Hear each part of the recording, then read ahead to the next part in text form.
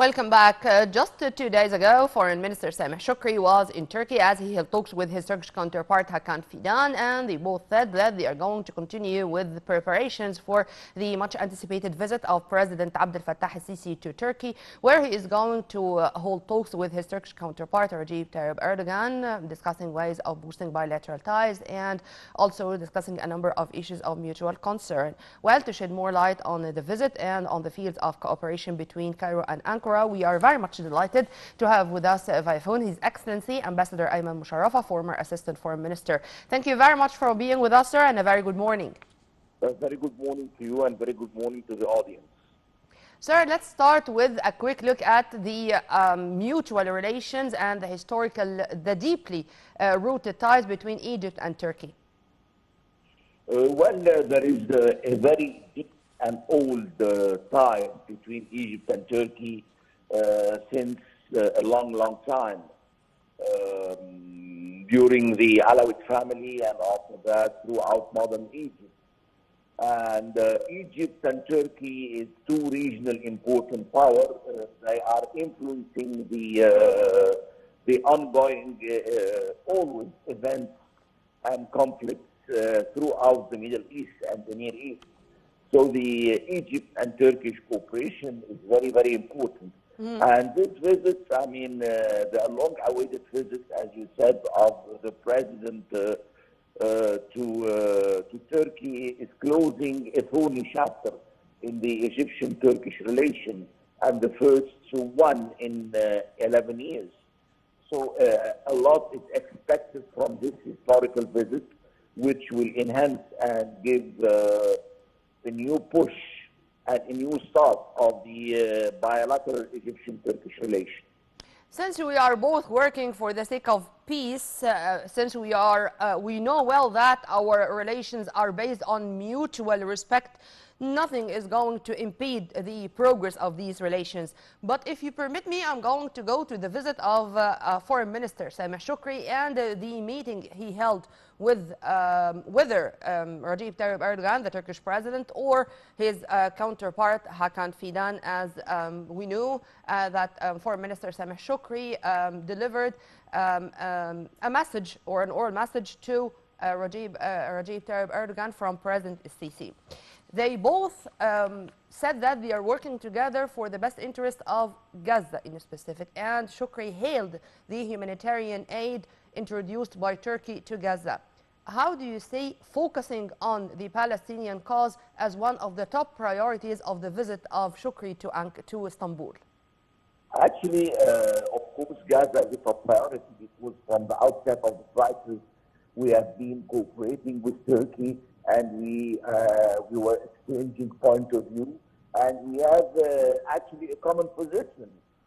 Egypt and Turkey are looking for a permanent ceasefire and to stop of the Israeli aggression and to establish a permanent humanitarian corridor to the Palestinians inside Gaza, and the refusal of any forced displacement of the Palestinians out of their land, whether it's in the West Bank or Gaza, and the immediate stop of the Israeli government and army aggression also secular on the Palestinian population, which constitute a war crime and a breach of the humanitarian law. Plus, of course, the visit is touching off other issues too. We have a lot of common interests and a lot of files and dossiers concerning the Middle East crisis, like Libya, like Sudan, like the East Mediterranean, and so on. Sir, I'm asking this question in specific regarding the Egyptian stance and the Turkish stance regarding the Palestinian issue, because only 24 hours after the visit of Sameh Shukri to Ankara, we knew that Turkish President Erdogan received and held talks with Ismail Haniyeh of Hamas. And his message was very clear: unity. Only unity among Palestinian factions is going to be the main factor of returning back to the negotiating table and face the Israeli aggression. And this is the call of Egypt years and years ago. and even Egypt had this mediation efforts among Palestinian actions to reach reconciliation. How do you see this, and how do you see that we are now sharing the very same views? Always, I mean, Egypt from decades and decades, they were asking the Palestinians to unite because the Israeli is benefiting actually and feeding all the Palestinian, differences. They were being living on those differences. So we hosted many, many round tables, many discussions between the leader of Fatah, Hamas, and Jihad several times. And we were asking for a united Palestinian government, which is a representative Palestinian government for all Palestinians. And so they would face the Israeli on the negotiating table, because the Israeli always claiming that Fatah is not representing all the Palestinians and Hamas is not representing the whole Palestinians. So, I mean, they were evading any negotiation on the ground that the Palestinians are not united and don't have a common ground regarding issues. Returning back to the Egyptian-Turkish relations, sir, and what was said in the joint press conference of Shukri and Fidan, they spoke also about the exchange of trade level and how to boost the economic ties in general between Egypt and Turkey. How do you see the significance of these economic ties, and how we can describe this cooperation as a win-win situation? Of course, we have many, many trade agreements.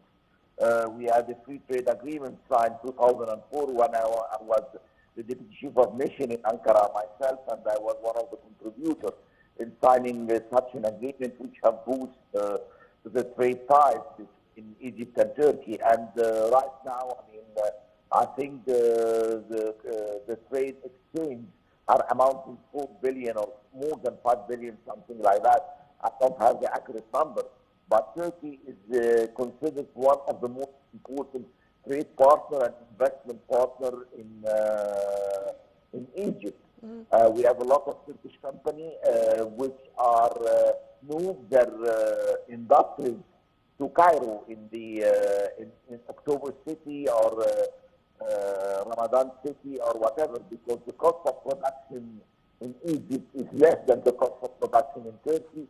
And Egypt is a member of the COMESA and member of the AFCTFC in Africa and member of the GAFA. If the Turkish industries are established here in Egypt, they could export all the products tax-free to the African continent and the Arab countries. So, it's a win-win situation, of course, if the Turkish investments are established here in Egypt.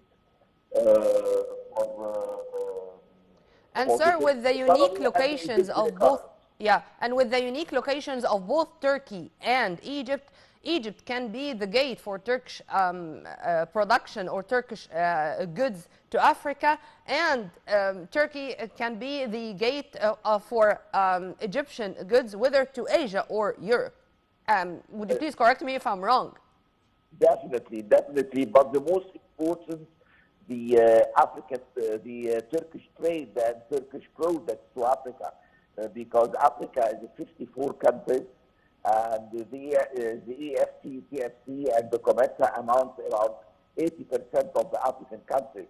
So, and already Turkey has a balance of trade with African countries around 25 billion, if I'm not wrong. But Turkey is attaching a very, very high priority on trading with Africa and investing in Africa. Yeah. So we could have this tripartite cooperation between Egypt and Turkey. Yeah. It would make a big difference, especially in the Sahel country and the basin of the Nile. Yeah. Sir, of course, the Palestinian cause is our top priority. But among the issues which were tackled between the two top diplomats of Egypt and Turkey, the situation regionally, the situation in Sudan, the situation in Libya, the situation in Syria, and even the African Horn, even the file of the so-called Ethiopian Renaissance Dam, all these issues are thorny issues. And to have these very fruitful consultations and continuous contacts with our allies like Turkey, I think it's saying that we are on the right track. If you want to elaborate on that too. Definitely, of course, the Libyan crisis is very important. We do have common views about solving the Libyan crisis. Egypt has hosted several conferences and meetings between the Libyan factions, and Turkey is the same. I mean, hand in hand, we could work in Libya. The Egyptian and the Egyptian company have great experience in Libya for decades, and the Turkish too. So if we have this cooperation, it could have a very important and fruitful result in the battle of reconstruction of Libya and the rehabilitation of the Libyan city damaged by the war, and even Derna city, which was damaged by the flood. I mean, the Egyptian-Turkish cooperation in Libya could help in reaching a political solution for the ongoing Libyan crisis, because Egypt has a very important relation with most of the Libyan faction and Turkey too, and we have a deeply historical relation with the Libyans. Amen to that, sir. Since we do have that too. Since we do have the same vision, and Egypt was very clear when it comes to Libya, to Sudan, to Syria, to any country which is witnessing conflict, we are with the full protection of the state or institutions of this country. We are against any foreign intervention into their internal affairs, and we are all the time working to end the conflict and to return back to dialogue. How do you see those three concepts in specific as a base on which we are all the time building our cooperation, our contacts, our talks with all our allies? The Egyptian and Turkish foreign relations are based on important principles. First, we do see that any foreign intervention did bring ominous results, like what happened in Turkey, like what happened in Syria, what happened in Iraq.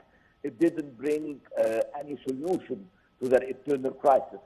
Second, the other principle is any solution should be a homegrown solution, not a forced solution from outside international players or international institutions. The choice should be the choice of the people. They have the right to decide for themselves. Yes, they should decide for themselves. So Egypt and Turkey could play, as I said, a prominent role in reaching a local, homemade, homegrown solution for Sudan crisis, for Libyan crisis, for the Syrian crisis, and there is no stone unturned in those three countries by the Turkish or by the Egyptian. We had always a continuous, ongoing consultation on Syria, on Sudan, on Libya, on Iraq, because we do have historical relation with those countries. Turkey is an important neighboring country, and those countries was a part of the Ottoman Empire, and those countries too are a member of the Arab League and a member of the and their national security is our national security in brief. Well, the Egyptian national security begins from Baghdad yes, sir. till Morocco, and the Turkish national security too, is because Turkey is a neighboring country from Syria and Iraq, and the East Mediterranean security is totally connected together. We cannot separate any. Well, yes, definitely. Your Excellency, thank you very much for your input, sir, and have a very good day. We were very much delighted to have with us via phone His Excellency Ambassador Ayman Mosharafa, former Assistant Foreign Minister. Right after the short break, we are going to return back with more, so stay tuned.